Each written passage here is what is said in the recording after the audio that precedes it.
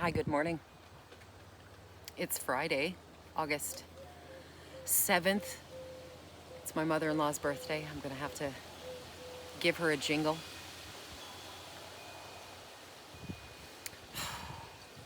Tomatoes are finally starting to blush up a bit.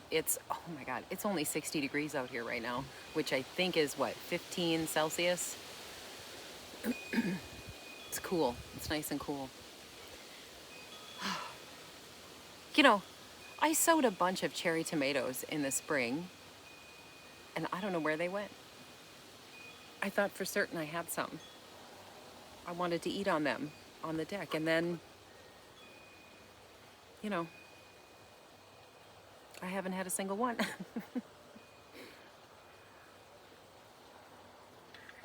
Oh, and the celery last year, I tell you what, I think I end up having better luck with things that I do by accident than things I do deliberate on purpose.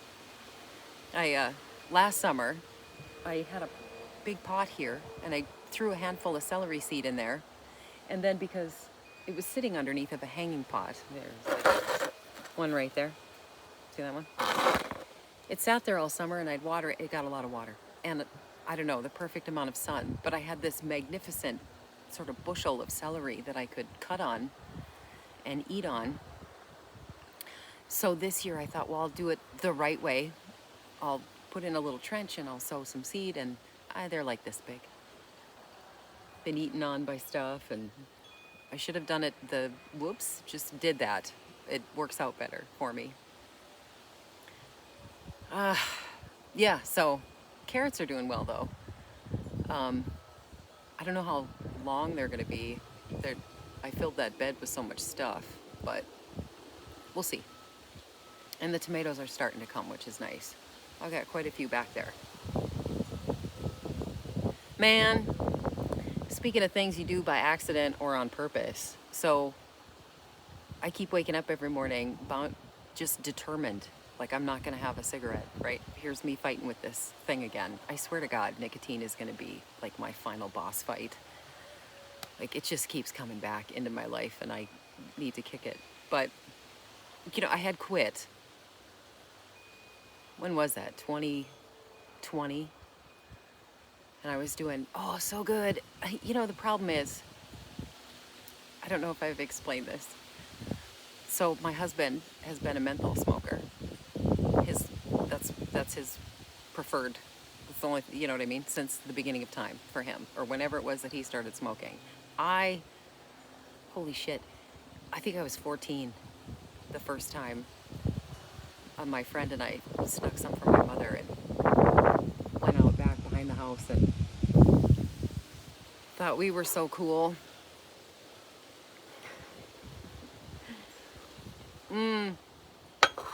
We all thought we were cool. Anyway, didn't really smoke, but then in high school, I hung around people who did, and we all did, and whatever. So I'll come back to, right, so then I just became basically a smoker my whole life. And then in 21, I quit, but I was a regular, like a light cigarette, regular flavored tobacco smoker, like Camels or Marlboros or, something like that. So when I quit, the fact that my husband smoked menthols just didn't bother me. I didn't pay any attention to it. It didn't. And here's what I did.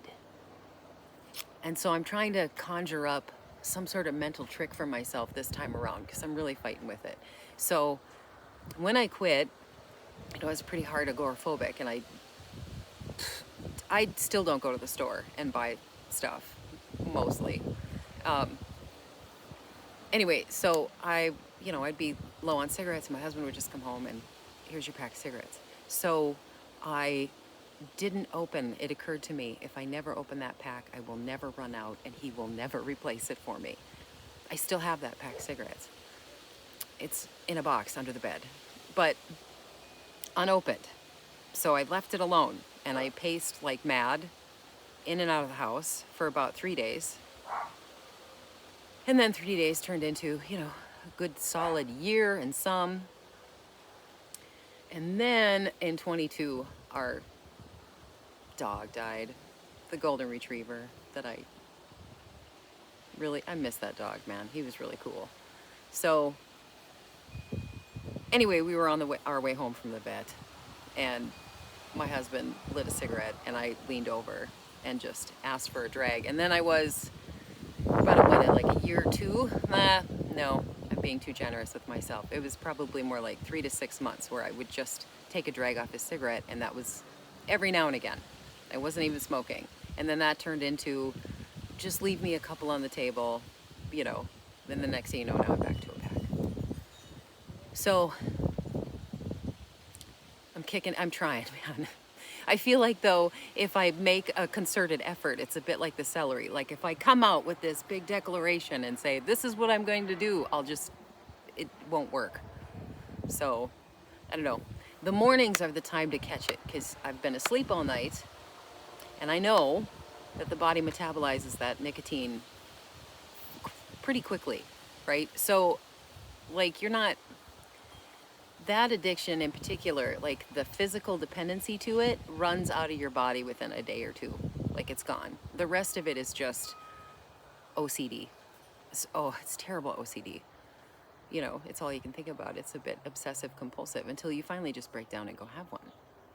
So anyway, I thought I could get a jump on it in the mornings and then kick myself when I don't succeed. But I'm going to try something a little different. If I give myself enough length of time in the morning, like if I wake up in the morning and it isn't the first thing that I do, how long can I push it off? Hour, 2, 3, can I push it up to 6? By the time I get up to 8 hours, can I just stop? I don't know. I am smoking considerably less, which at least there's that, right? So, yeah, I need to kick it. I want to kick it pretty desperately. So, well, probably not, right? Like, it's this weird fight, you know? I suppose it's like giving up any habit, man. Like kicking a phone, or, you know, the scrolling, or it's not easy. It's not meant to be easy. That's the point, because somebody wants their hand in my pocket for money. And so if they can get me addicted to a thing and I keep coming back for more, then that's just a revolving door of revenue for them. And I hate that. I don't want to support someone else's bottom line like that. There's a really cool moth flying. Wonder if nope, come over into the camera frame. He will not. Other than that, man, the last couple of days I've been sleeping like shit, just up really late, and yeah, shallow sleep too, you know, just kind of, but not that matters. How's your sleep? How are you doing? You fighting with any demons? Ugh.